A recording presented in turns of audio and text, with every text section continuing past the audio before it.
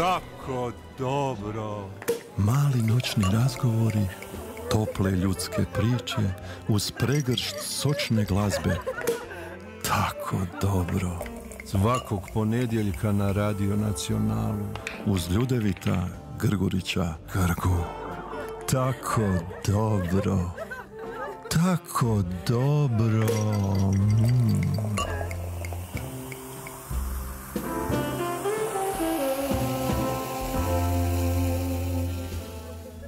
Lijep pozdrav svima na valovima Radio Nacionala. S nama je tijekom naredna 2 sata Mate Grgat, tenor. Mate, dragi, dobro mi došli.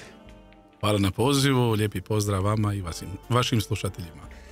Mate, je li vas isto zovu Grga ili je Grgat ipak do kraja dorečen kad vas netko zove? Imate li nadimak Grga ili je to nepotrebno, Grgat? Grgat je ostalo tako, ali inače bilo je nekih pokušaja, tako da često niste dali, ja? Ne, interesantno, doli u mom kraju je onako jedna specifična priča da svi imaju nekakav nadimak. Meni je bilo par pokušaja, ali evo, ostao sam Mate i nema ni jednog nadimka. Bilo je nekakvih, kažem, pokušaja. Kojih pokušaja? Pa recimo moj dida se zva Pikula, pa su ga kao Pikolo mali, jeli? Dobro. Ali nije bio, baš je bio onako ljudina. Ono ko Mate. Da, prilike, da. I to su neki. Ali poslije iz Milja su me prozvali, kako sam volio operu, Pavarotti, onda su me prozvali od Milja Grgaroti. O tome ćemo sigurno malo kasnije dotaknuti taj dio vaše priče iz života, tog senzibiliteta i ljubavi prema operi. Ali ja bih rekao da ste vi po svemu sudeći, recimo, mjestom rođenja mogli biti alkar. Svakako, rodio sam se u Sinjskoj bolnici, a samim tim koji se rodio u bolnici, koji je s tog kraja, mogao je biti alkar. Ali konj me nije mogao podnijeti. Čekaj, laži. Već onda. bio sam jako napravno dijete, onako pravi. Mogao sam prije biti alkarski momak, evo. Ali dobro, ali zar dječica u Senju ne počnu prvo trčeći pa onda gađajući alku? To tako krene, da. Tako krene, da. Ali to Mato nije privlačila. Istina, da. Dakle, po mjestu rođenja Mate je mogao biti alkar. Izborom studija, tu ste mogli biti agronom. Da. Moj otac se bavi poljoprivredom, obožava poljoprivredu i sve što je vezano uz selo. Tako da on je nekako gajio tu želju da ja budem agronom. I pružila se prilika, a ja nisam znao šta ću drugo. Znao sam da znam pjevat, ali nisam znao da toliko dobro znam pjevat. Pa sam se više opredijelio za ovaj drugi dio. Iako sam usporedno, sa tom ljubavlju prema glazbi, bio i na agronomiji. I 4 godine sam oslušao, ali nisam završio, nažalost. Niste diplomirali? Ne, nažalost ne. Koliko je ostalo ispita, osim naravno diplome?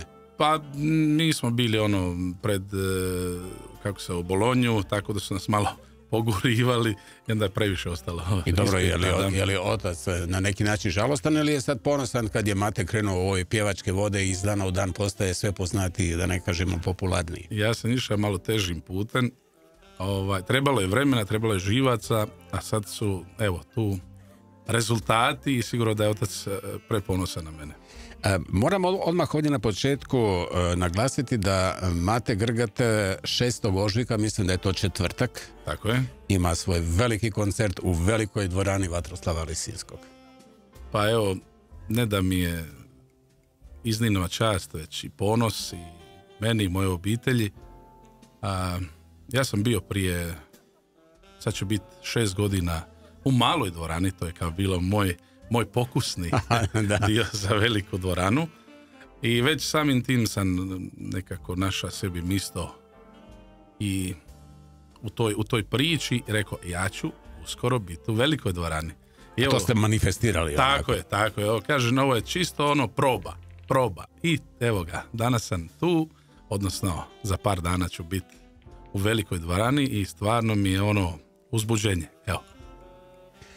Vjerujem. Dakle, rekli smo alkar nesuđeni, agronom nesuđeni i sada veliki tenor, klapski i solo sada pjevač. Da. A sve je počelo, navodno, te neke početke bilježite u župskom zboru. Da. Pa, kao mali sam uvijek htio pivat i pjevao sam, priredbe i tako. Onda neki moji su školski kolege već išli putem zbora. Zašto ne i ja? Evo, pružila mi se prilika i tamo sam naučio nekakve, ajmo reći, prve i note za mene i ljude i taj cijeli ambijent je bio za mene jedno otkrivenje, evo. I kako sam više bio u tome svemu, muški dio, oni su bili puno stariji od mene, muški je bio dio klape Sveti Luka. I pružila mi se prilika da budem tenor, prvi tenor u toj klapi. Je li točno da ste imali tada nepunih 16 godina? 16 godina, da. To je još za mene bilo, teško je reći riječima opisati koliko je to bio ponos, koliko je to bilo nešto nadnaravno za mene da budem dio jednog takvog kolektiva, jer klape sam tada redovito sluša i zbilja ta ljubav prema klapskoj glazbi je brasla iz dana u dan i dolazili su neki novi ljudi, novi festivali. Imao sam priliku upoznati Momira Čačiju, a poslije smo radili i sa Ljubom Stipičićom Delmatom, snimili smo i jedan broj sa njim.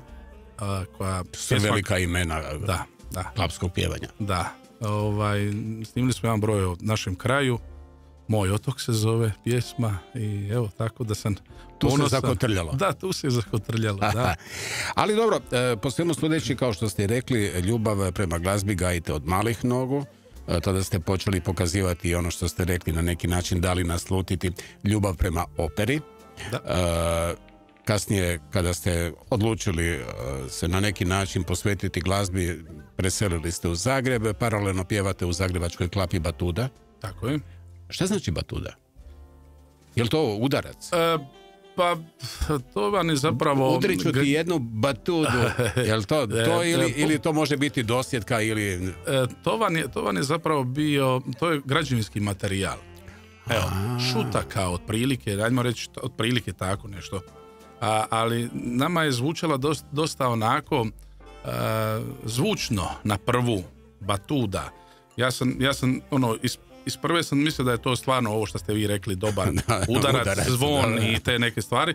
Međutim, i je u drugom značenju same riječi. Dakle, višeznačna je to riječ. Tako je, višeznačna riječ, tako je. Negdje sam pročitao da to čak znači i vrhunac pjeva ptice. Dakle, evo vidite. Evo recimo to, ili zvuk motora.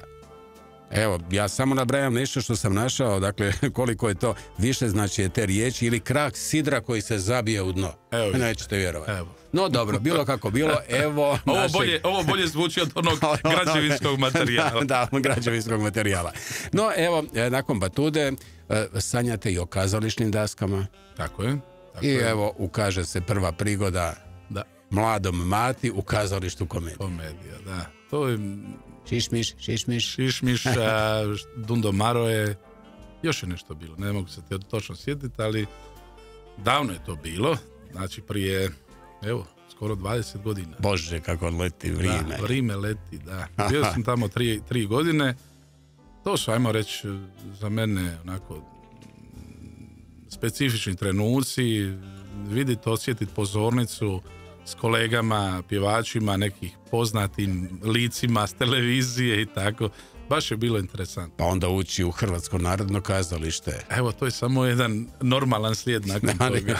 Iz komedije ujedno ozbiljno kazalište. Tako. No, zanimajući se za operu, navodno ste redovito znali slušati i pratiti rad tri tenora. 94. Znači, dobio sam jedan CD od ujaka i sad ja vidim tamo nekakva ozbiljna lika. Da. Kaže, probaj malo poslušati ovo. Kako? 3 tenora. Kalifornija. Idealno. I ja zaljubio se na prvu. Zaljubio se u tu dakle, muziku. To su bili Luciano Pavarotti, da. Jose Carreras i Placido Domingo, da. Vjerojatno je to i razlog zbog kojeg ste kao prvu pjesmu u izboru pjesama za večeras odabrali upravo Luciana Pavarottija. Da. dakle Nessun Dorma iz opere Turandot, arija iz trećeg čina istoimene opere koju je Puccini skladao 1924. godine.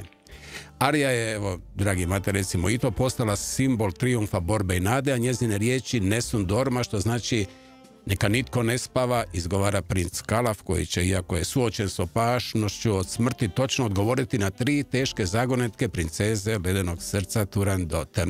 Recimo i to da je Pavarotti izvodio ovu ariju tijekom cijele karijere, a posebno je postala poznata široj javnosti nakon njegove izvedbe na koncertu, kojeg ćemo upravo čuti, 3 tenora 1994. godine u LA-u, gdje je nastupao s Jose Carrerasom i Placidom Domingom. Pavarottijev moćan, evo ovako kao vaš, otprilike i emotivan glas, savršeno je prenio dramatičnost arije, a mnogi smatraju da je to jedna od njegovih najslavnijih izvedbi.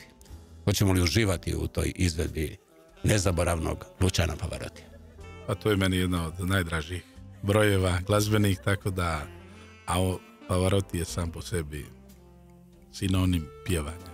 Poslušajmo. Tako dobro.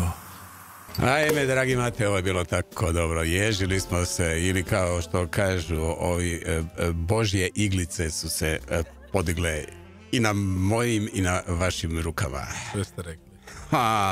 Ali činjenica je da ste i vi također odlučili snimiti ovu pjesmu.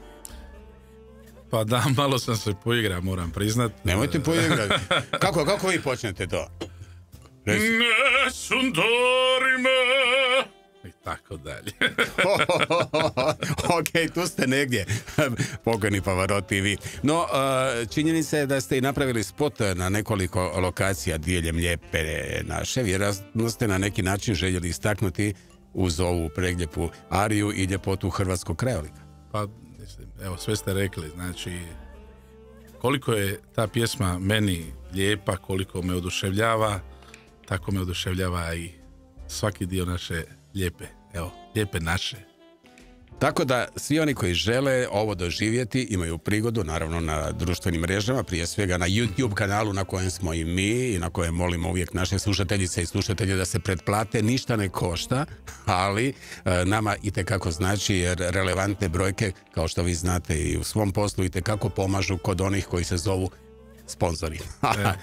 No, dakle, Mate, dragi, vi ste ovim projektom, snimanjem ove pjesme Nessun Dorma, prikazali svoje 2 ljubavi, kao što ste rekli, ljubav prema operi, ali i ljubav prema domovini. No, negdje na početku mi je zazvonilo da ste u vremenima kada ste počinjali karijeru dobili nadimak, ipak ste ga dobili, Grgarotti. Ko je bio taj nesretnik koji vam je uvalio taj nadimak? Pa u Klapi je malo krenula nekakva priča, jer mi smo gažirali, reklo bi se, i redoviti moj broj je bio Sole Mio. I kako bi ja to onako sa guštom, sa nekakvom ekspresijom, da sve od sebe, tako sam i doživjeli su me ljudi kao Pavarottija. I onda se jedan moj kolega našalio kao Grgarotti, idealno. Jel to možda kolega Bakić? Bakić, tako je. Bakić je čuo tu priču od mene, ali mi je javno da taj naziv. Darko. Da. Darko, vi ste dali javno, dakle, ovaj nadimak mom gostu. Jer je bilo simpatično. Da, jako je bilo. Mati Grgatu, čujemo, evo ga. Darko, dobro nam došli. Pozdravljam vas oba dvojicu, drago mi je da vas vidim. Za Matu mi je jasno zašto je on gost, ali kad me Grga nazvao, mislio sam da pokreće ponovno 7. noć, pa sam se rado Darko, dragi, eto, nekad bilo, sad se, kao što ste i vi lijepo rekli, spominje, ali bilo kako bilo, Darko je napravio veliki napor. Mogu li otkriti, Darko, o čemu se radi? Ili ćete vi to ispričati? Pa kod Mate sam dosta napora napravio. Jedan od napora je bio, moram vam reći zapravo kako je on otkrio i kako je poželio postati pivač. Mi smo u udaljenosti, on je iz Otoka, ja sam iz Košuta kod Trilja. I nas dijeli Sinjsko polje. Onda bi on mene zvao na bevandu i zapravo taj glas daleko se čuje 5-6 km i shvatio je da se ja kod njega puno češće dolazio na bevandu, da se ja njega bolje čuo nego on mene. Istina, da. Otkrio da ima taj Bogom dan glas, evo, koji će sad svi čuti u Lisinskom. Tako je.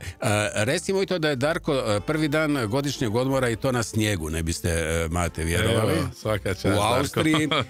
apstinira, dakle nema nikakvih ovih oštrih napitaka kako se to obično radi kada se dođe u Austriju prvi dan na skijanje, ali vjerujem, Darko, da ćete kompenzirati ovo nakon što mi zaključimo ovo vaše javljanje. Darko je inače, samo da ga ukratko predstavim, i osnivač pop rock skupine Buđenje. Da. Buđenje djeluje negdje, Darko, od 2001. godine. Jako dugo, da. Ali ono što mi se dopalo kada sam malo radio taj vaš, na neki način taj research vaše osobe, to je jedna lijepa misao koja, ja ću je citirati, glasi: nema bolje meditacije nego uroniti u pisanje pjesme. Pa je, to je meni zapravo, to mi je poziv, to je ono što me vodi, tako smo se i Mate i ja spojili.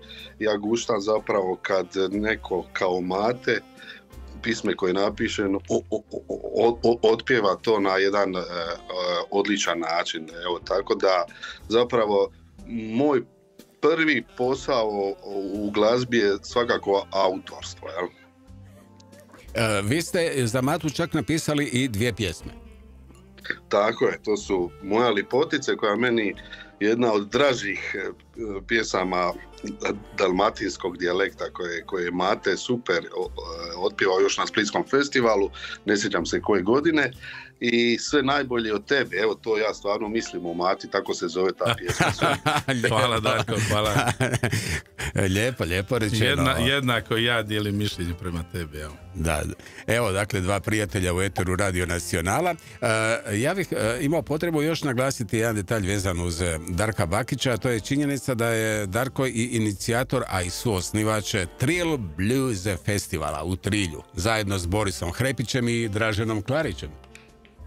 Tako je, moj prijatelj Dražen Klarić, koji je evo glavni urednik Večernjeg lista, mi smo zajedno odrasli u Trilju i lijepe dane smo proveli u parku u kojem se danas održava Trill Blues Festival i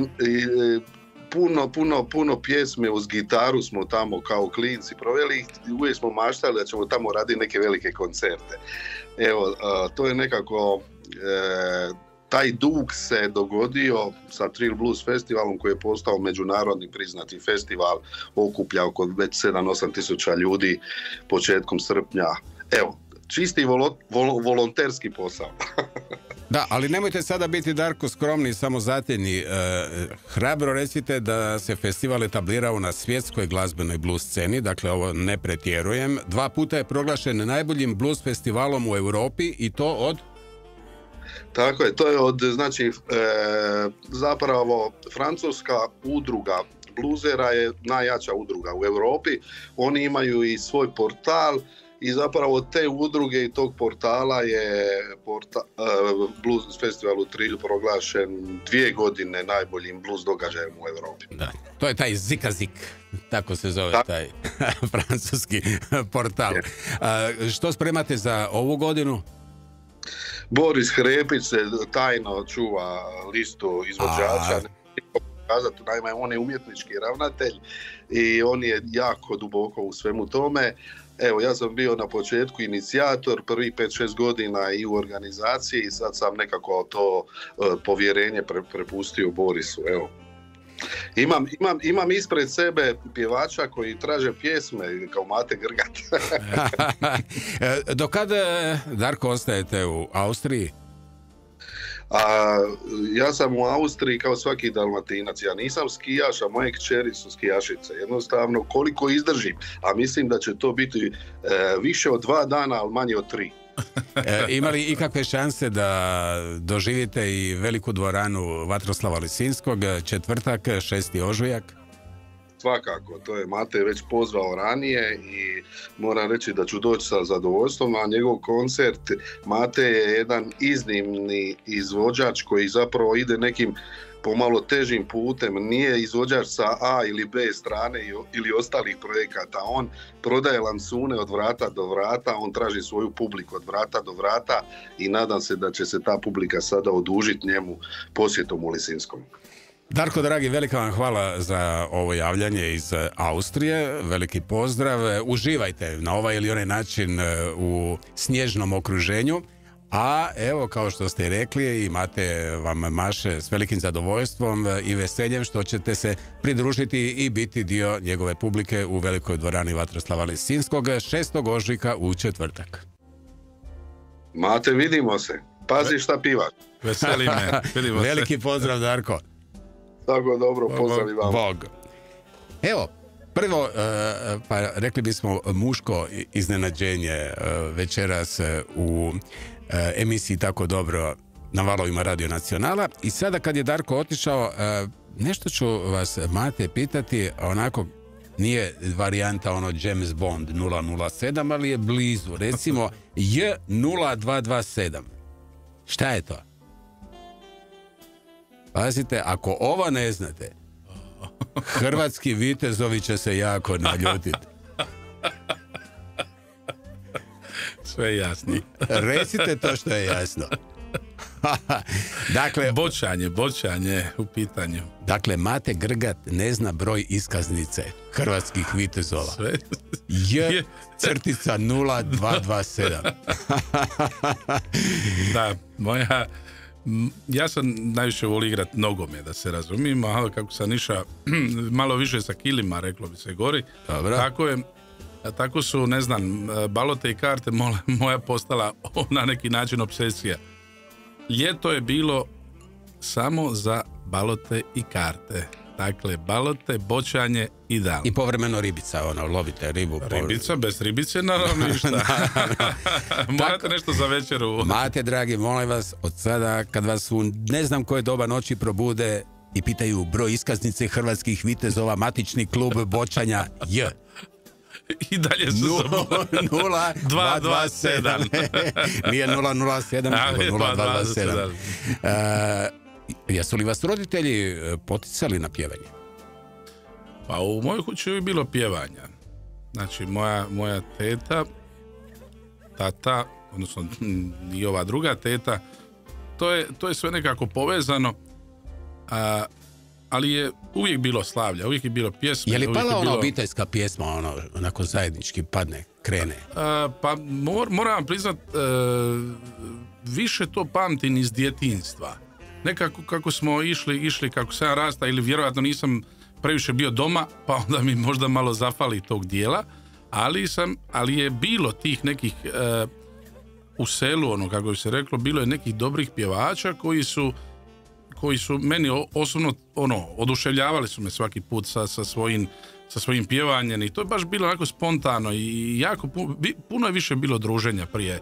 Ima recimo u nas običaj da za badnju večer da se skupe svi muškarci u selu, a selo je ako dosta veliko. Skupimo se oko velikog bora koji je u sredini tog sela i naravno pije se crno vino i pjevaju se božićne pjesme i ovako neke dalmatinske, tako je, padne pisma, malo klapa se složi, neko tenore, neko base i to je cijelu noć se pjeva. Tako dobro. Da, baš je tako dobro. A sad vjerojatno su isto sjede oko tog bora, ali svi gledaju u tablete ili u mobitele. Sad je to vrijeme jako postalo onako čudno. Ljudi vape za zajedništvom. I tom socijalizacijom i tim lijepim, rekao bih, intimnim trenucima koji ostaju za cijeli život u sjećanju. To je meni baš, ajmo reći, nekakva zvijezda vodilja u mojoj priči, mojoj karijeri. Zapravo me to na neki način i oformilo kao osobu da uvijek skupljam ljude oko sebe, da uvijek imam nešto da mogu dati, da dajem dušu, da dajem srce, da dajem tu toplinu tog doma. Evo, zato kažem, neke od pjesama su mi jako interesantne i vode me. Tako i ova pjesma koju smo napravili kao cover, Kuća puna naroda, je bila meni nekako zvijezda vodilja. Nekada smo bili skupa, nekada smo provodili zajedno vrijeme, to nam je bilo kao dobar dan. A sad takvih trenutaka sve manje i manje. Da, slažem se, dragi moj Mate. Sad ovako, je li točno da su vas roditelji kao dijete uspavljivali uz pjesme Olivera Dragojevića? Istina, da. S tim da bi još dodao da je bio i magazin u to vrijeme sa Nikolovskom. To je meni posebna priča. Ali za ući u san jednog malog djeteta, zasigurno je Oliver bio... Bez premca. Sad ću vam pustiti jednu pjesmu Olivera. I još uvijek. Ali pustit ću vam jednu pjesmu Olivera koju vi niste odabrali. Nakon nje ćemo čuti onu koju ste vi odabrali. Ali ova bi trebala biti s pravim razlogom. Poslušajmo. Mate, ovu sam pjesmu odabrao. Negdje sam pronašao da ste je pjevali Oliveru. Pa moram priznat, vi se bavite krivim poslom. Trebali ste biti detektiv. Dexter. Malo ljudi zna za tu priču, baš za ovu pjesmu, da sam tu večer otpjeva za velikog Olivera. Na njegov 60. rođendan. I sad dopustite detektivu da kaže i točan datum, jer vi vjerojatno nećete, ili ćete vi reći taj datum. Znate taj datum? Izvolite. 7.12. 2007. Tako je. 60. Oliverov rođendan i ulazi Mate u pratnji klape i pjeva Sve bi da za nju, moju nevoju. Kako ste ušli? Kako ste? Otpjevajte mi taj početak. Sve bi da za nju, moju nevoju,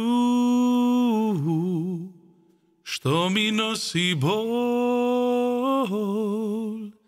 srca mog, i kada noć nestane i kad se dan probudi, onda shvatim da san je izgubija.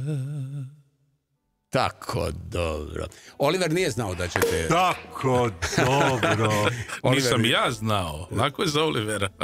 Ali kad ste ušli, možda da se čovjek iznenadio, ulazi Pavarotti, Grgarotti i pjeva. Ja moram priznat, sami početak te večeri meni bio sasvim čudan. Zove meni jedan poznati glas, jedan moj poznanik, jako dobar. Kaže, Mate, šta radiš? Pa ništa, gledam televiziju, negdje 8:30 otprilike. Ajde, molim te, imamo jednu specijalnu priču večeras. Dođe ti i tvoja klapa. Dobro, ja okupio ekipu na brzinu, ovo ono.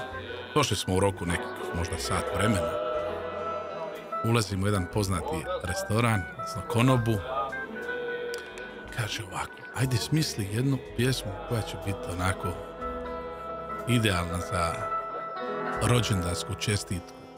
Pa ja pitam, kako je čovjeku ime? Kaže on Oliver. Ja kažem, dobro, nema problema nikakvih. Ne sluteći kome čeka iza vrata, naravno. Ulazim unutra, Oliver Dragojević. Jesi ti normalan? Ja kažem, jesi normalan? Ti mene zoveš da ja pivam Oliveru Dragojeviću, a meni Oliver, znate sami, od malih nogu, od kad sam počeo slušati glazbu, slušam Olivera Dragojevića, tako da ne da sam se naježio i sad se ježim. Jedan specijalan trenutak za mene, za moju, za moj neki daljni rad, i to mi je definitivno poticaj za cijeli život. Taj trenutak, taj susret, i znam točno šta mi je rekao nakon tog druženja kroz večer. Ja ga pitan, Oliver, šta misliš? Nisam mu rekao šta misliš, ali tako sam ga doživio, jel? Šta mislite? Ja imam nekako želju da budem solo pjevač. Šta mislite, šta prvo da napravim? Da li je to za mene, nije za mene? Čuli ste me malo kako pjevam i to. Mate, bitno je da volite ono šta radite. Ništa drugo ne treba. Voliš pismu, pjevaj. Sve drugo će doći. Lijepa priča. Evo, moram priznat, jedan veliki veliki pjevač, jedan veliki gospodin, jedan veliki čovjek i sretan sam da sam ga imao poznate, da sam živio u vremenu dok je on proizvodio svoju emociju kroz glazbu. Evo, to je... Kažu oni koji su svjedočili tom susretu i toj pjesmi te večeri, kada ste pjevali pjesmu koju smo upravo čuli, da je svojim senzibilitetom osjetio da imate ipak malu tremu i onda se pridružio u pjesmi. Pa gledajte, teško je pjevati pred takvom veličinom,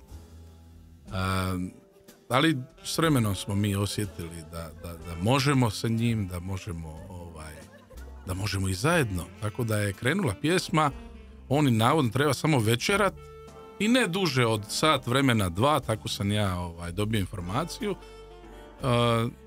On je ostao s nama do 4 ujutro. Mi smo došli u 10, znači do 4 ujutro je bila lijepa pjesma, klapska, prava, kako treba. Evo, dragi Mate, ja sam uzeo tu slobodu odabrati ovu jednu pjesmu kako bi je vezali uz ovaj događaj koji još uvijek živi u vama. Imamo blijedi snimak tog događaja i kažem, evo, baš sjetimo se, to s početci taman onih mobitela Ericssona ili kako već je bilo loša kvaliteta slike, ali imamo nešto zabilježeno, tako da je uspomena za cijeli život. A u srcu da ne kažemo. Neovisno od ovog izbora, Oliver je bio i vaš izbor u odabiru pjesama za večeras. Pjesma koju ste odabrali je pjesma pod nazivom Bez tebe. Tako je.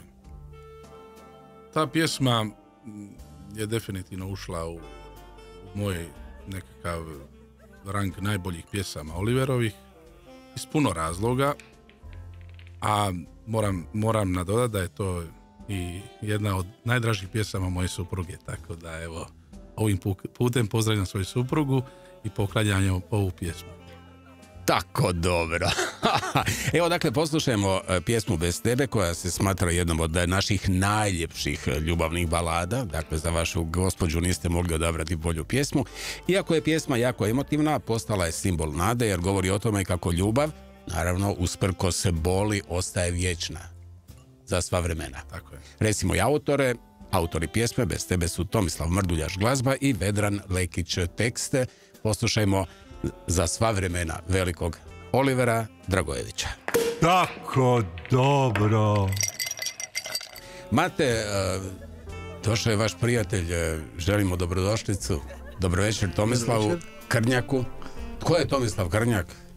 Pa evo, kao što ste rekli, prije svega moj dugogodišnji prijatelj. Krenuli smo 17 ili 18 godina pjevati u klapi.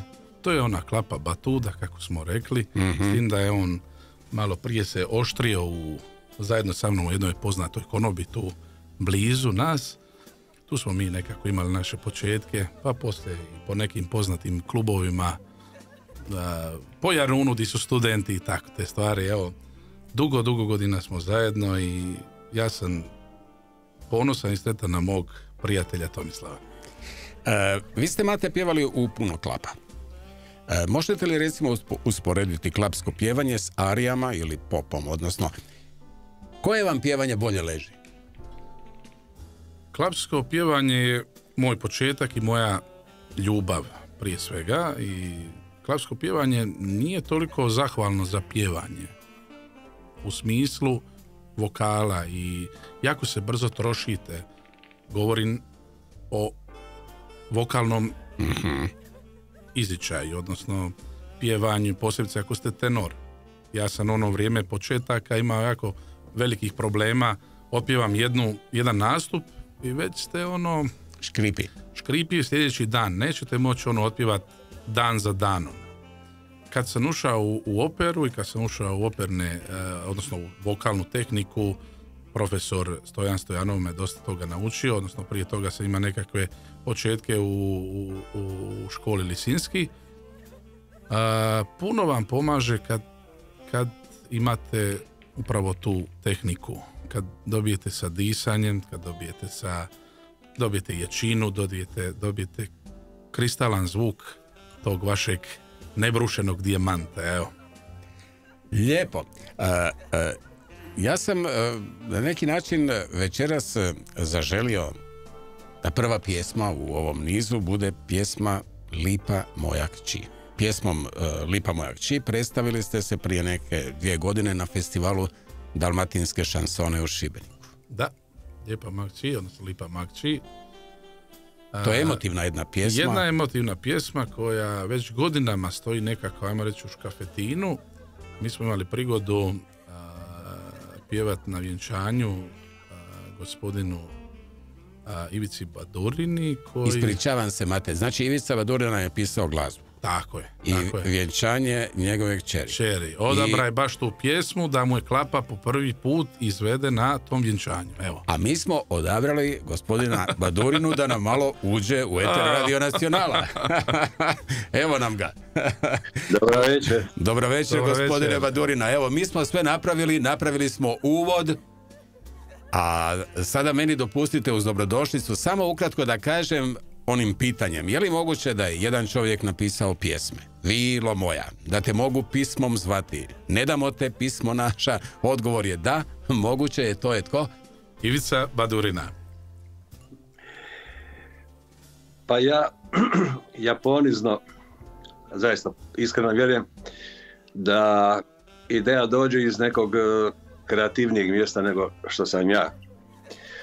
A poslije neko moje znanje i neka vještina dovrši tu ideju i pruži ljudima. Hoćete li biti ljubazni, gospodine Badurina, i ispričati upravo ovaj dio, po meni najemotivniji dio ove priče, a koji je na neki način uz koji ste i vi vezani činjenicom da ste napisali glazbu na te prelijepe stihove koji su, dakle, ta pjesma bila izvedena na vjenčanju vaše kćeri, a onda nakon toga ste je darovali upravo Mati Grgatu. Da, ima 10-ak godina, mislim da je 2014. točno bilo, kad je sjajno Mate i njegova družina zabavila cijelo vaše društvo, i tom prigodom je izvedena prvi puta ta pjesma na isto tako prelijepe stihove moga prijatelja i suradnika Frane Bilića. Kako je dečkima pjesma zapela za uho, pitali su da li ju mogu dalje koristiti, i ja sam im zaista od srca rekao, pjesma je vaša i koristite ju. I eto, dogodila se zgodna prigoda sada da ju Mate kao solista snimi. Sjajno je, ali doista sjajno otpjevao, i isto tako je obradio, Dragan Brnas je jako lijepo napravio obradu. Pjesma sjajno zvuči, svjetski. Kako je to bilo na vjenčanju? Kako je tu pjesmu primila vaša ćerka, a u ostalom i vaš zet? Za pjesmu su znali samo moja supruga i ja. I Klapa je dobila, ja mislim, u automobilu kad smo išli prema restoranu, dobila je notice i stihove. Oni su doslovce s lista to otpjevali, ali kako su verzirani i spretni, bilo je dosta jedanput proći to u autu, i kažem, svi su bili zaista duboko dirnuti, a i ja i cijela obitelj. Za kraj, gospodine Badurina, kako vi doživljavate stvaranje glazbe? Imate jedan svoj, rekao bih, način poimanja stvaranja glazbe koji je izuzetno dojmljiv kada ga se pročita u formi citata, ali ja bih volio da ga vi izreknete ovako spontano za slušateljice i slušatelje Radio Nacionala. Meni zaista puno mi pomognu moji prijatelji, suradnici, pjesnici, a imam sreću da sa vrsnim suradnicima radim. Puno pomognu, ja ih nekad zovem kao šaptači u kazalištu, koji mi pomognu da krenem sa tim nekakvim prvim koracima i polako oblikujem tu ideju.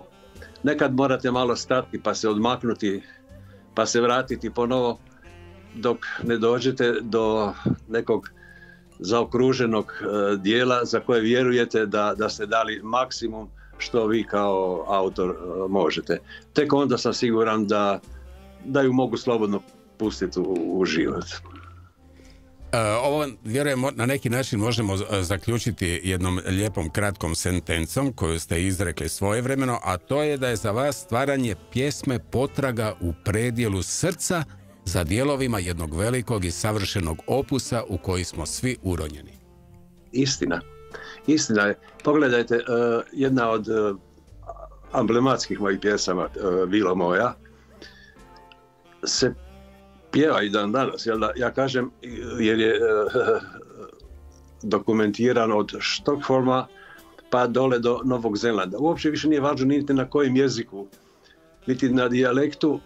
Dakle, muzika je potvrdila ono što sam u toj maloj mojoj izjavi i rekao, da smo svi uranjeni u taj svijet.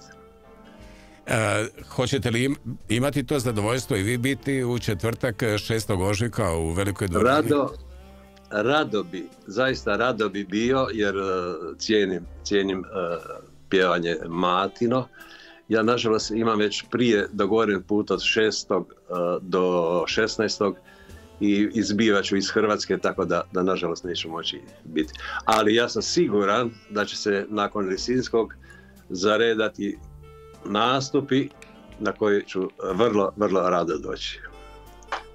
Gospodine Badurina, velika vam hvala. Hvala vam za ovo javljanje. Naravno, lijepi pozdrav i vama iz studija Radio Nacionala, a mi ćemo sad s posebnim zadovoljstvom i rekao bih privilegijom uživo čuti pjesmu o kojoj smo pričali, Lipa moja kći, za koju ste vi napisali glazbu.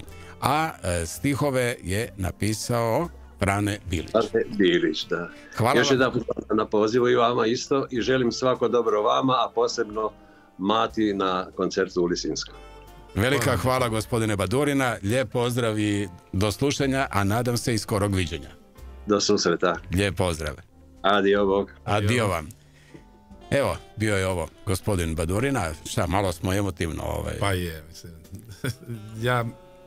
ja sam posebno emotivan na pjesmu Vilo moja, koja je meni definitivno nikad mi nije dosadilo tu pjesmu pjevati.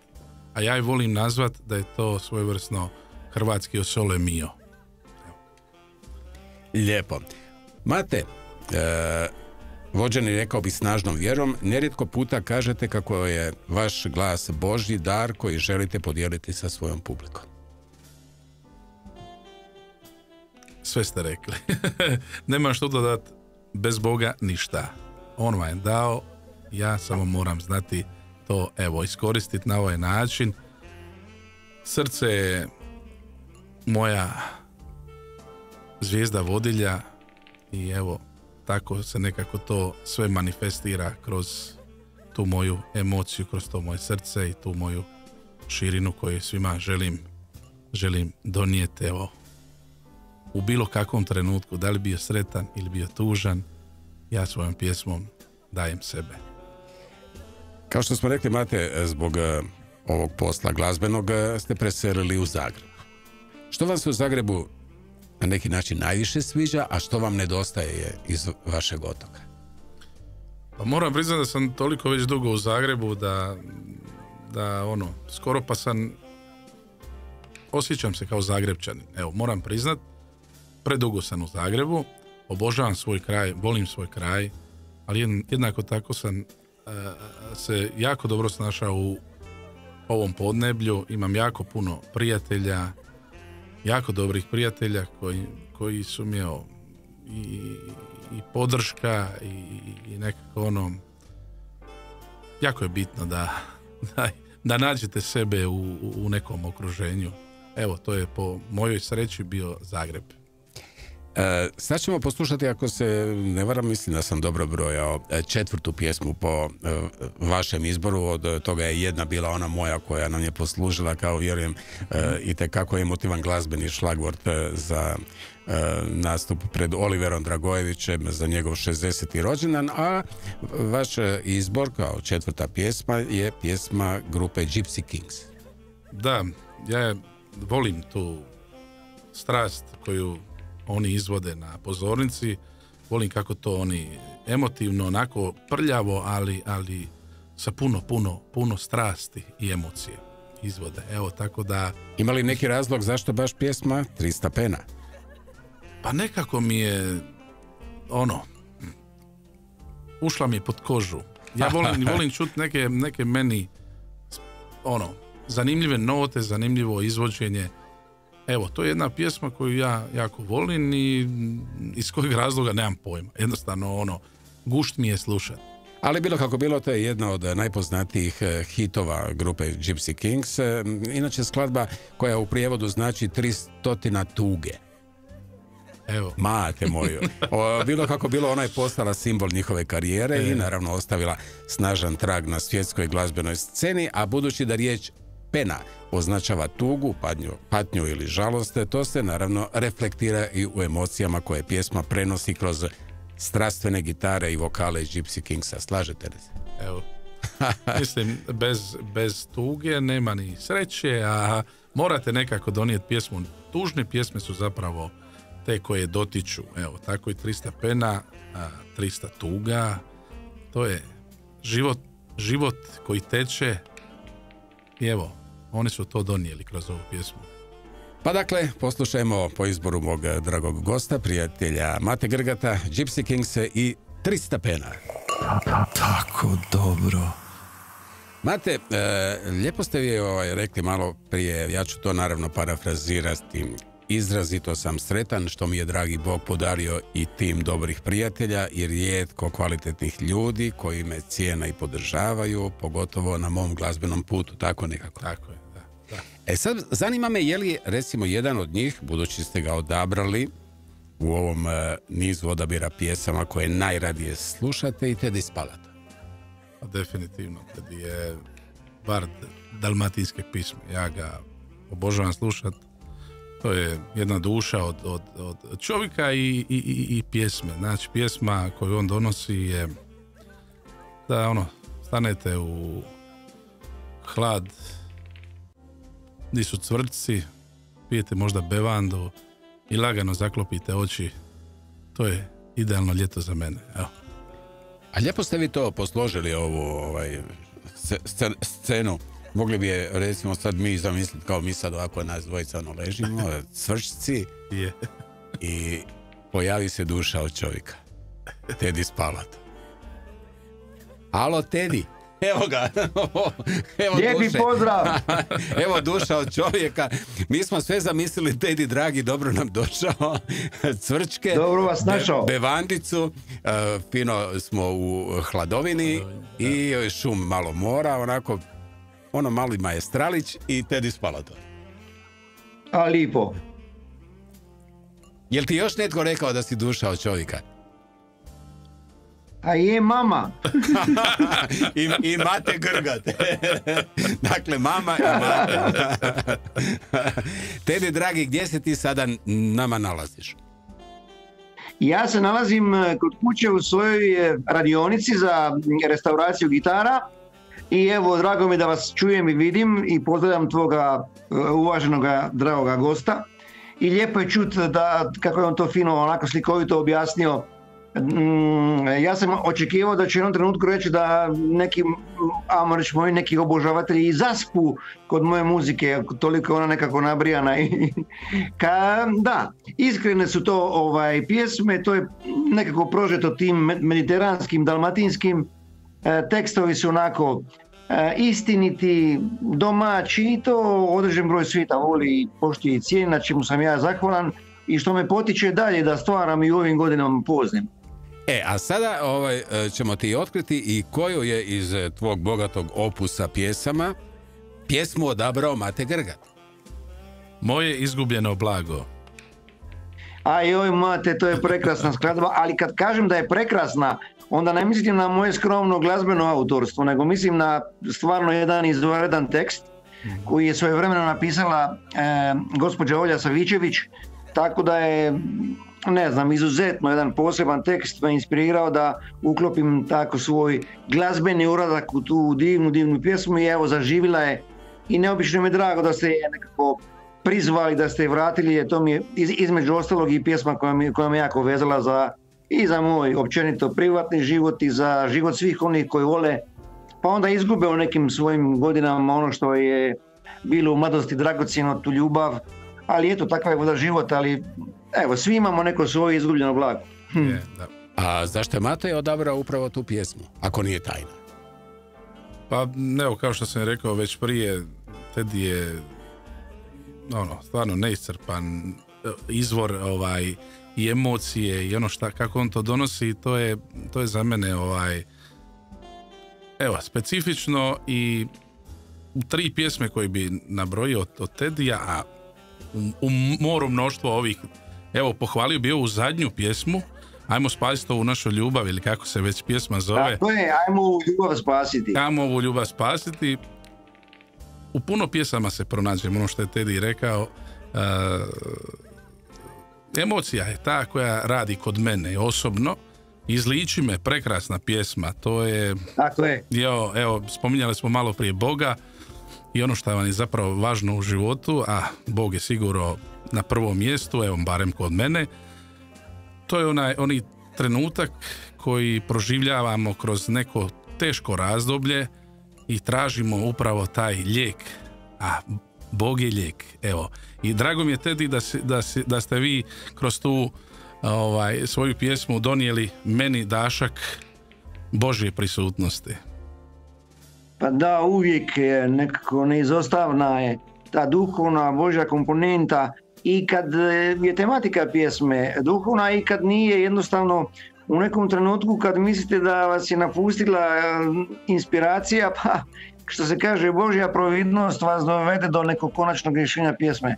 Tako da zapravo, evo, ja sam tako i gojen i tako stvaram i kažem uvijek sve ono što je napaljeno uz pomoć Boga. Je. Tako da mi je drago mi da ste to spomenuli, evo, i to mi je poticaj za daljnji rad.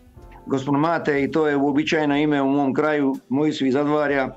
Stric mi je Mate, dida mi je jedan Mate, onda 2 ujaka, ima Mate koliko ćete. Lijepo je i vidjeti te i čuti, dragi Teddy, uz malu napomenu da si prije 2 godine proslavio pola stoljeća glazbene karijere, točno? Točno. Da. 50 godina, da. 50 godina, Teddy je bio i studijski glazbenik od 82. godine, ali i hvaljeni gitarist grupe More. Tako je.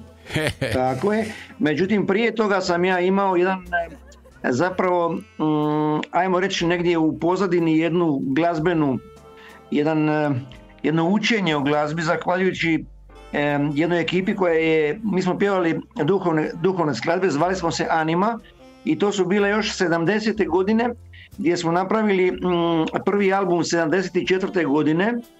Prvi album, to su crnačke duhovne pjesme i džez, tako da sam ja tu zapravo, zahvaljujući mojim prijateljima koji su već onda bili u teatru, dakle školovani pjevači, ja sam zapravo nekako naučio kako se odnositi prema tom svom vokalu, a da ga čovjek ne uništi, tehniku disanja, tako da su moji zapravo koraci, ajmo reći, profesionalni ili poluprofesionalni od 74. A prvi moj susret je sa harmonikom Honor koju mi je djed poslao iz Amerika, sam imao 3 godine. I od tada je valjda krenulo, evo. Evo, još ćemo se samo nakratko Teddy prisjetiti i 30. dodjele Porina. Tada si bio nominiran u 2 kategorije. Prvu nominaciju imao si u kategoriji za album godine, a drugu za najbolji album zabavne glazbe pod nazivom Ime mi je nevažno, za koji si i osvojio Porin. Jel ti stvarno ime nevažno? Pa ono nije toliko bitno. Bitno ono što stoji. Bitno je ono što stoji iza nekog dijela. Ime nekako je više nekakva privatna, osobna, porodična stvar. Ali zapravo važno je što stoji iza tog imena. A ko je tebi dao ime Teddy? Ko je tebi dao ime Teddy? Djeda iz Amerike, on je tamo bio Ted. Ja sam Tadija po njemu. Međutim, ja sam kršten Teddy. On je kad je pisao pismo, onda je tamo 50. godina, onda je u jednom pismu napisao je li mali Ted se rodio, tako da sam ja dobio zapravo Teddy po didu ime i to mi je krsno ime, a po Tadiji svom djedu se pišem kao Tadija. Inače na području Zadvarja i te Župe, Žeževice, svi mi imamo po 2 imena. Dakle, recimo moj otac je Danko, Danko Zlatko, moj dida je Tade Filip. Jedno ime s kojim su se djeca krstila, a drugo ime s kojim se pišu u dokumentima, tako da je ta tradicija. I imali smo 2 prezimena, dakle moji su Bajići, međutim s obzirom da su moji bili zvonari, ja imam od očeve strane Bajića drugo prezime Remetić, a Remete su bili zvonari. Tako da su se Bajići prepoznavali i po drugom prezimenu i po imenima. No dobro, bilo kako bilo, lijepo je bilo čuti ovo da ti je ime nevažno, ali je nešto važno, a to je na tragu ovoga da je dida pitao je li se mali Tedi rodija. Porez si dobio 28. travnja 2023. na sam rođendan. Tako je, ja sam 28. travnja rođen, da, točno. I to je bilo jedno, ajmo reći, nisam onako slavljenički orijentiran, ali međutim bilo mi izuzetno drago zbog tog porina, to je nagrada struke, a i dvostruka radost jer mi je to bilo zapravo na moj rođendan 28. travnja. I za kraj, molim te, tko te zarazio ljubavlju prema kuhanju? A ljubavlju, dakle u slobodno vrijeme, s obzirom da Draga negdje radi, moja Branka negdje do 2,5, ja sam, kad sam slobodno vrijeme, baš onako s ljubavlju, ja idem, mi kažemo u Provištu, znači idem kupiti spizu, a to od spize je onako lipo friško, pa bude ribica, pa bude povrće, pa ja napravim nekakve svoje varijante, ili lešo, ili mišanca, pa napravim juvicu s rižima, pa napravim salatice. Dakle, okolnosti, ali uvijek se nosi u sebi, jer bikovi su nekako, ajmo kazati, vole lipe stvari. Ja volim lijepo dobro vino, ne puno, i volim dobru spizu. A kad sam slobodan, onda posvetim pozornost i vrijeme da i sebi i Branki, kad dođu prijatelji, da im nekako ugodim sa pažnjom pripremljenu hranu koju ja odaberem ili već oni meni naruče. Naravno, ja to ništa ne naplatim. Tedi, dragi, bilo je veliko zadovoljstvo vidjeti te, malo pročakulati s tobom o svemu i svačemu, a između ostalog i o ovome što je bilo posebno zanimljivo, imenu. Velika hvala, pozdrav tvoje Branki iz studija Radio Nacionala i vjerujem da ćemo se uskoro vidjeti, dragi prijatelji. Hoćemo, dragi moj Grga, hoćemo, vidjet ćemo se. Hvala ti što si me pozvao, bila mi radost da se čujemo i lijepi pozdrav svom dragom gostu Mati. Ja ću svojoj rodbini prenijeti da sam imao čast ovako preko ovog malog ekrana, odnosno preko mobitela uživo za Radio Nacional biti u kontaktu s tobom i sa tvojim cijenjenim gostom, gospodinom Matom, koji evo voli ono što ja radim, tako da sam na tome izuzetno zahvalan i kažem, to me uvijek potiče na daljnje stvaranje. Svako dobro, Mate, i vama. Hvala. Veliki pozdrav, ja se već sada radujem mogućem gostovanju u studiju Radio Nacionala Tedija Spalata. Biće mi drago, svako dobro vam želim. Hvala na pozivu. Pozdrav, Bog. Pozdrav, Bog. Evo, moje izgubljeno blago, ali tu je naš Tedi Spalata. On je poznat po glasu, kako ste rekli, koji je specifičan, koji je prepoznatljiv, koji ima sposobnost prenijeti duboke emocije kroz pismo. Da. No dobro, evo idemo onda poslušati tu pjesmu koja, eto, na neki način govori o gubitku ljubavi, nostalgiji, potrazi za izgubljenim snovima, što je tema koja, vjerujem, rezonira s mnogima. Pjesma se često smatra jednim od najvećih hitova Tedija Spalata, a njegov, naravno, taj prepoznatljiv vokal, emotivan pristup pjesmi učinili su je vrlo popularnom, a i vama, dragi Mate, izuzetno dragom. Tako dobro. Mate, dragi, je li vama tako dobro? Prekrasno. Evo sad je došao po drugi puta vaš dragi prijatelj Tomislav Krnjak. Očekuje nas još jedna lijepa pjesma, ja bih rekao sve vremenski standard, još nećemo otkrivati o kojoj je pjesmi riječ, ali ćemo se dotaknuti na neki način vaših početaka.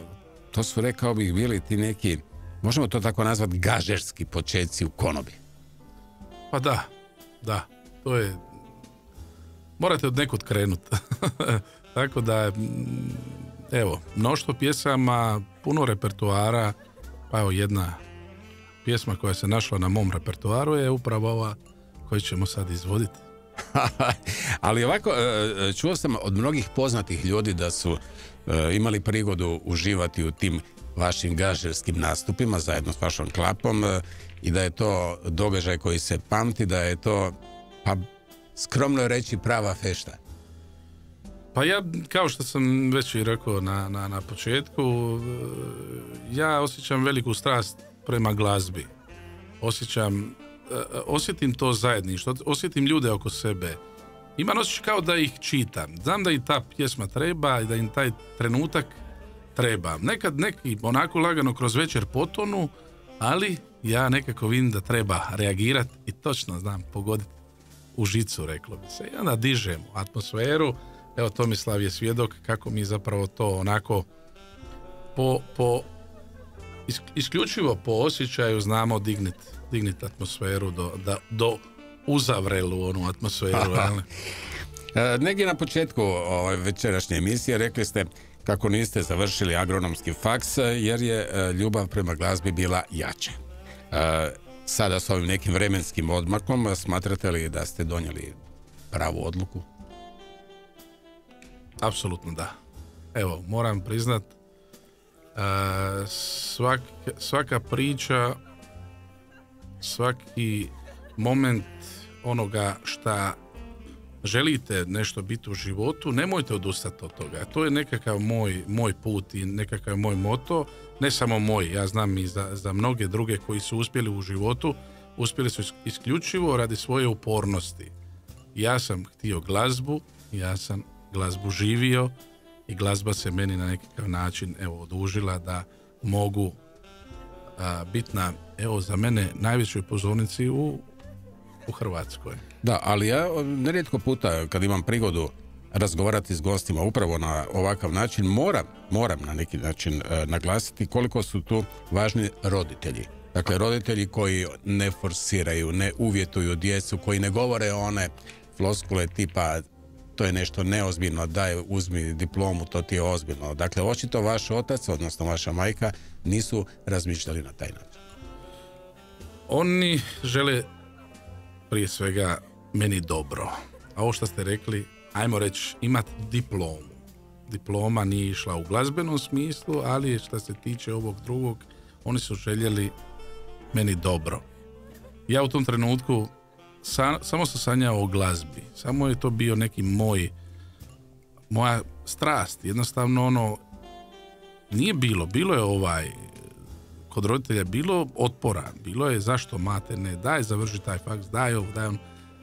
A gledajte, ja sam jednostavno shvatio u tom momentu da je to za mene, neću reći gubitak vremena. Evo, moram priznat da sam se ja tako u tom trenutku osjetio. I evo, sve ono što sam volio, ja sam u to ulagao i evo, sad nema ni trunke, nemam žaljenja za tim što sam napravio. Možda da sam malo više ulagao u glazbu u nekakvim počecima, da mi je vratiti nekakve godine unazad, više bi volio da sam uložio puno više vremena u glazbu. Evo, to je u edukaciju. Evo, to mi je malo žao. Evo, a vjerojatno nije i bez vraga onaj susret s Oliverom kad je između ostalog rekao da idete za svojim srcem, da je život pred vama i da je to ono što će vas dovesti s tim do pravog cilja. Pa sigurno da je taj trenutak i taj susret sa njim i evo njegov savjet, sigurno sam se vodio i na neki način kroz tu cijelu priču, na njegove riječi sam bazirao nekako to sve. Malo prije ste spomenuli svoju gospođu. Tako je. Darovali ste joj pjesmu koju smo s užitkom poslušali, Tedija Spalata. Vi ste se oženili prošle godine. Prošle godine u 6. mjesecu, evo ja sam stvarno iznimno, ne da sam radostan, već sam oduševljen što sam napokon našao svoju srodnu dušu. Moja draga Edita. Edita ime supruge, dobili ste sina. Dobili smo sina Bartola na Svetog Nikolu. Zamislite, nema boljeg dara. Ima li tu nekog objašnjenja zašto i zbog čega Bartol ili ime kako Tedi pjeva nije važno? Pa upravo to, ime nije važno, ali svakako kako sam na uho osjetljiv, tako imam nekako i viziju kako bi trebalo zvučno biti ime. A kad samo kažete Bartol, ja mislim da vam je sve jasno. Bartol Grgat. Pa to je asna. Eto vidite. Evo, želimo vam od srca naravno da dugo živite u sreći i zadovoljstvu sa svojom srodnom dušom i da Bartol jednoga dana možda nastupi uz svoga oca. Pa to bi bila možda čak i najvažniji trenutak u mojoj glazbenoj karijeri, sigurno. A tata će mu biti support, naravno. Tako dobro. Hoćete li ovu pjesmu izvesti u Lisinskom? A ne smijem kazati. A dobro, jel smijete kazati recimo jednog od gostiju koji će vam na neki način... A ne smijem kazati. A ja ću kazati jedno. Hoću li pogađati? Može, dogovoreno. Ali ako pogodim, jer pazite, vi ste u studiju Radio Nacionala iz dobro obaviještenih izvora. Saznajemo Martin Kosovec. Je. Evo ga. Jel je? Istina. Dobro. Istina. Dakle, evo, to je veliko zadovoljstvo najaviti tog sjajnog dečka. Dakle, i on je izuzetan i kao osoba, a o njegovom vokalu ne treba puno trošiti riječi. Osim želje da dobije što bolje pjesme koje će opravdati ono što je napravio mislim da je to bilo prošlogodišnjem Vojsu kada je osvojio dakle prvo mjesto. Da. Martin je jedan veliki talent i sigurno je pred njim jedna velika karijera. Jako ozbiljan glas s obzirom na njegove godine. Zbilja ima jedan onako jako ozbiljan zreli glas i pun je emocije, što je važno, a to je ono što i ja tražim i dobijam kroz pjesmu, tako da evo, Martin je definitivno bio moj odabir, tako da Martine, veseli me pjevanje na pozornici. Dva velika emotivca. Je. Mate Grgate i mali Martin. Da. Glazbeni uzori, kao što smo čuli, Mate Grgata su Luciano Pavarotti. Sad ima jedno ime, veliko ime, obožavam ga, Lucio Dalla. Da. Otkud on u ovoj priči? Pa prvenstveno zbog Carusa. Ma da. Prvenstveno zbog Carusa. Ta me pjesma osvojila na prvu kad sam prvi put čuo i ta pjesma i u najtežim trenucima kad imam kad se nalazim i u tuzi i u tom ili umoru ili nečemu, to je pjesma koja mene vadi iz sveg tog. Lucio Dalla, evo, ja volim tu dušu, volim tu emociju i Lucio Dalla je definitivno veliki umjetnik.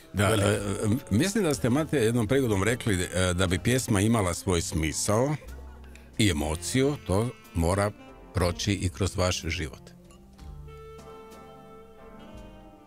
Jako bitni dio, jer bez toga ne možete ni doživjeti pjesmu.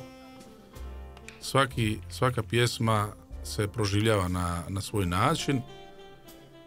Ne znam, evo, ja sam i Kuću punu naroda, spomenut ću Kuću punu naroda, upravo doživio na jedan drugačiji način, a to je, ona je više napisana kao ljubavna pjesma u smislu odnosa djevojke i muškarca, odnosno cure i dečka, ili muža, žene, ne znam kako ko doživljava. Ja sam doživio kao obiteljsku pjesmu i to je ono što je zapravo mene privuklo kod te pjesme. Vratimo one trenutke kad sam imao nas, a to je u vrijeme korone bila za mene nekako pjesma koja me vadila iz tih mračnih trenutaka di smo na neki način,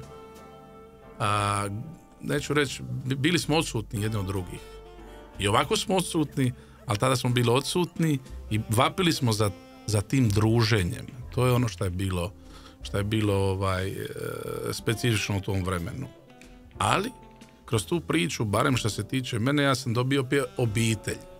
Ja sam bio sa mamom, sa tatom, sa bratom, sa njegovom djecom.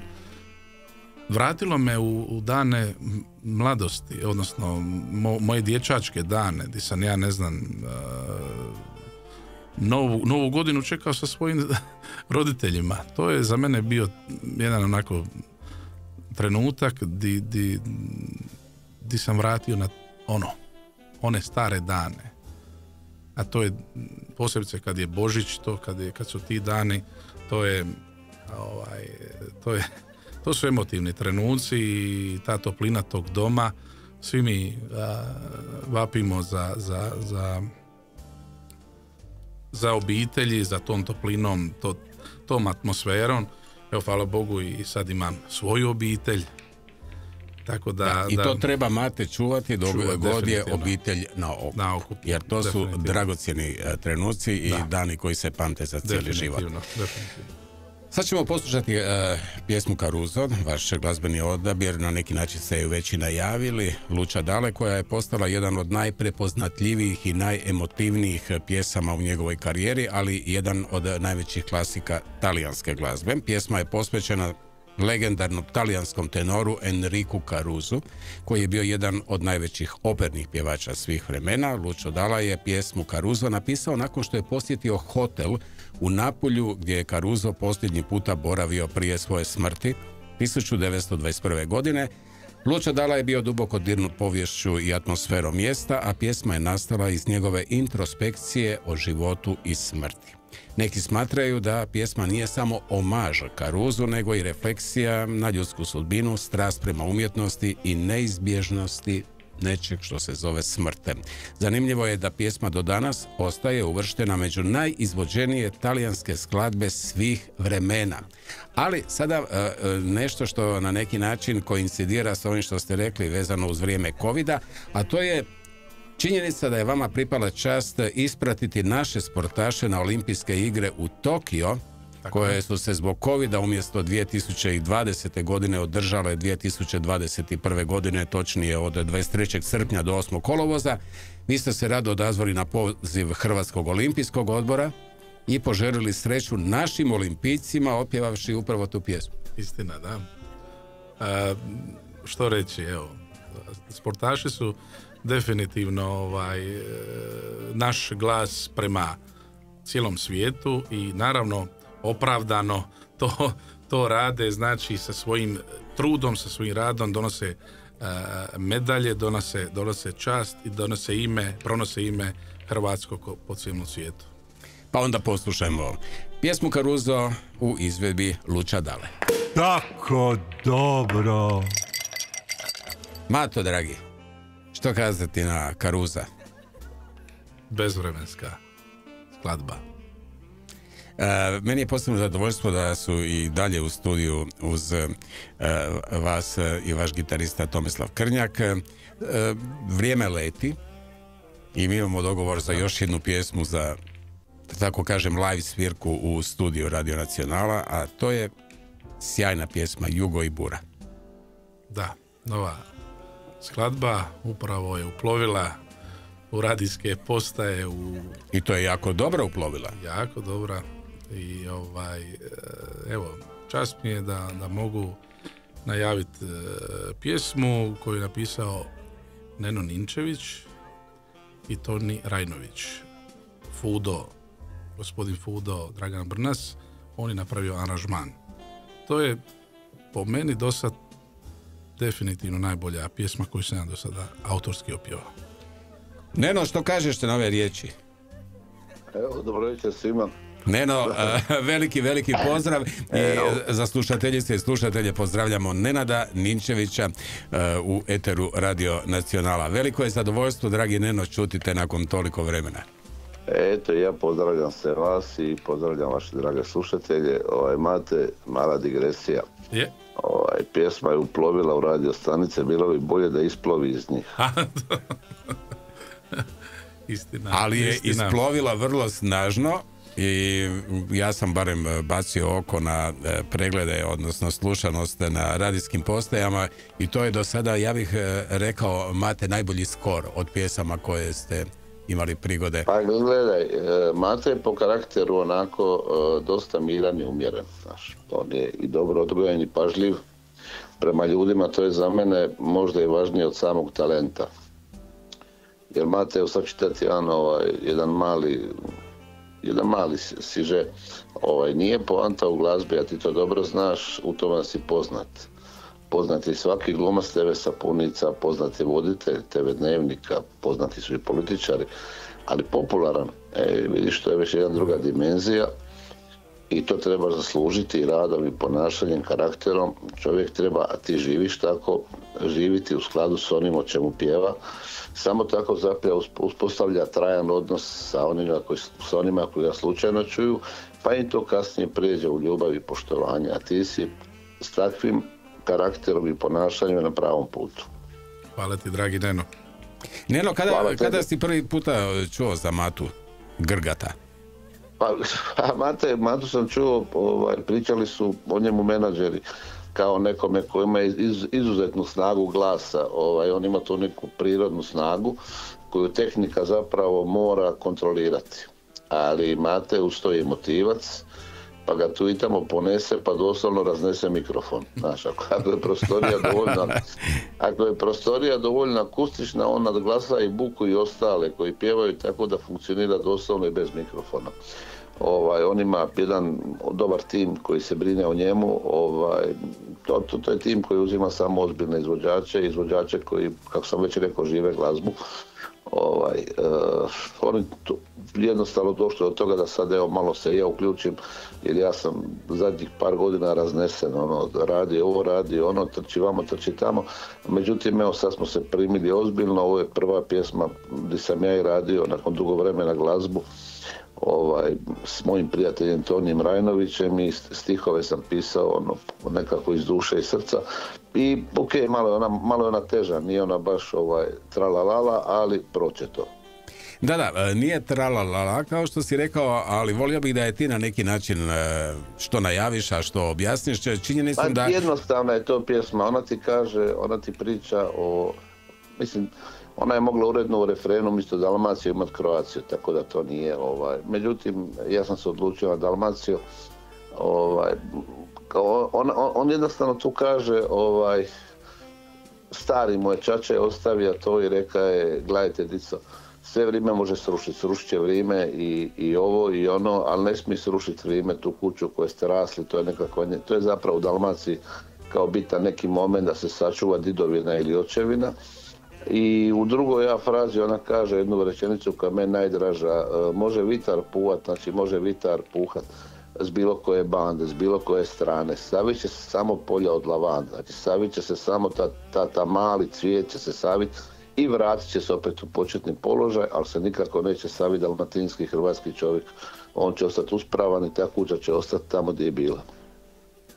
Da, kroz tu pjesmu, vjerujem, složit ćemo se, Neno, Bura i Jugo postaju na neki način simboli tih naših unutarnjih oluja s kojima se borimo. Pa, ne treba ih drugačije tretirati nego kao dalmatinska dva vjetra koja su zapravo svađena. Nisam ja toliko, nisam na Krleža da imam tako duboke misli, ali definitivno lijepo je to čuti da se ta nekakva dva posvađena brata nađu na nekoj točki ove planete i tu se pomire. Eto, to je bilo otprilike to, kad padne Bura krene Jugo ili padne Jugo krene Bura ili na kraju dođe Bonaca. Taj period Bonace, taj period te ljepote mirnoga mora bez valova, kad je more ko gledalo, to je taj period kad se pomire Jugo i Bura. Ali lijepo sve opjevano kroz tu snažnu metaforu dviju dalmatinskih sila koje se, kao što si rekao... Grga, umislit ću se, nemoj... Ne, nemaš se što umisliti, to je činjenica, takav je doživljaj te pjesme.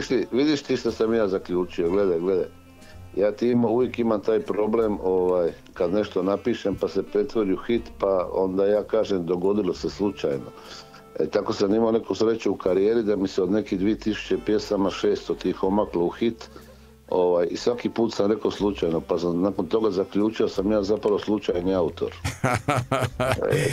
Tako da me ne hvališ puno. Neću te hvaliti, ali ti se moram zahvaliti što si nam se javio večeras u emisiju Tako dobro Radio Nacionala. Želim ti puno pjesama na tragu ove koju si napisao i onih gotovo 2000, dakle stvarno impresivna brojka pjesama koje su iza tebe. Želim ti puno zdravlja i zadovoljstva uz nadu da ćemo se vidjeti i u Zagrebu. Ja vam šaljem sve moje pozdrave iz Splita i eto želim da se zauvijek, da se ne ponašamo kao Jugo i Bura, nego da se sjever i jug zagrle i zajedno pjevaju. Evo, upravo s tom željom i tom porukom šaljemo ti velike pozdrave tebi, naravno svima koji nas slušaju sada i u Dalmaciji iz Zagreba. Hvala svima, laku noć. Laku noć i veliki pozdrav, Neno, dragi. Proletjelo je ovih 2 sata u eteru Radio Nacionala. Bome da, evo možemo još jednom zakucati ono što se kaže za kraj, pozvati sve one koji su imali prigode uživati u večerašnjoj emisiji da budu i svjedoci, ja bih rekao, izuzetno emotivnog nastupa koji vas očekuje 6. ožujka u velikoj dvorani, koncertne dvorane Vatroslav Lisinski. Jednog od gostiju smo otkrili, Martin Kosovec i Mate Grgate. Biće mi čast i zadovoljstvo da dođete. Biće to večer s puno emocije, pjesme i nadam se kuće pune naroda. Na tragu onoga što smo i večeras prorazgovarali, a govorimo i o nekim glazbenim uzorima, neke od njih smo imali prigode večeras čuti uz svoje vremenskog Olivera Dragojevića. Bili su tu Lucio Dalla, Pavarotti. Ima još jedan kojeg nerijetko puta apostrofirate kao nekoga tko je, dobro je poznato, kralj rock'n'rolla. Elvis Presley. Naravno. Evo, tako ćemo i završiti večerašnje druženje. Želim vam puno uspjeha tog 6. ožujka, a naravno i nakon toga u svim onim nastupima koji će zasigurno uslijediti, kao što je uostalom rekao i gospodin Ivica Badurina, da će nakon Lisinskog to eksplodirati. Ja se nadam, evo, iz vaših usta u Božje uši. Kako se to lijepo u narodu kaže. Tomislave, vama također hvala što ste večeras bili s nama. Ovo je bilo veliko zadovoljstvo doživjeti izvedbe nekih od vaših pjesama uživo. Hvala vam velika i puno uspjeha do nekog novog susreta i neke nove prigode, a budući da vi niste napisali u ovom nizu pjesama Elvisa, ja sam bio slobodan odabrati ga i to je jedno od pjesama koja je izdana 69. godine kada je Elvis bio na vrhuncu svoje karijere u glazbenoj industriji, iako su naravno prethodne godine bile teške jer je radio više na filmovima nego na glazbenim projektima. Riječ je o pjesmi Suspicions Mind. Tako je, ona je označila Elvisov povratak u studio i njegovu odlučnost da se ponovno posveti glazbenoj karijeri. Vi ste definitivno odlučili posvetiti se glazbenoj karijeri i velika vam hvala na tome. Hvala vama na pozivu i evo, veseli me i čekam vas u Lisinskom 6.3. Naravno i ne zaboravimo velik pozdrav vašoj gospođi Editi, malom Bartolu. Bartolu, tako je. I naravno vama, puno uspjeha. Hvala puno. Slušali ste Tako dobro. uz Ljudevita Grgurića Grgu. Tako dobro.